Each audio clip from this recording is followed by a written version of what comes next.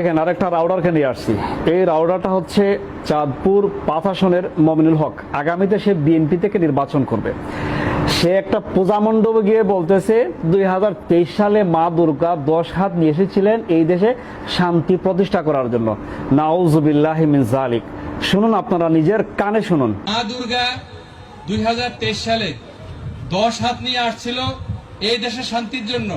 সেই জন্য ১ বছর উত্তীর্ণ হওয়ার আগেই ৫ই আগস্ট ২০২৪ সালে এই দেশের মানুষকে অন্যায় অত্যাচার থেকে বিতাড়িত করে একটা সুন্দর পরিবেশ সৃষ্টি করেছে।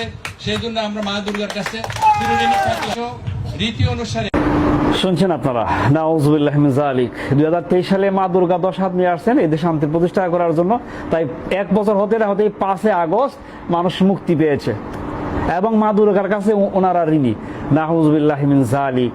মানুষগুলা, এই মুসলমানের বাচ্চাগুলারা এই সামান্য কয়টা ভোটের জন্য, এই নির্বাচনের জন্য নিজেদের ইমানটাকে বিক্রি করে দিতে দ্বিধাবোধ করতেছে না।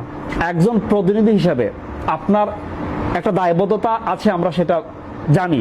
দায়বদ্ধতা এটা নয় যে আপনার ইমানটাকে আপনি বিক্রি করে দিবেন। আপনি পূজা মণ্ডপে গিয়ে এই দেব দেবীদের প্রশংসা করবেন, এই দেব দেবীকে আল্লাহর সমকক্ষ হিসেবে দাঁড় করাবেন। নাউজুবিল্লাহি মিন যালিক। আপনি জেনে শুনে বা অজান্তেই আপনি শিরকিয়তের সাথে যুক্ত হয়ে গেলেন।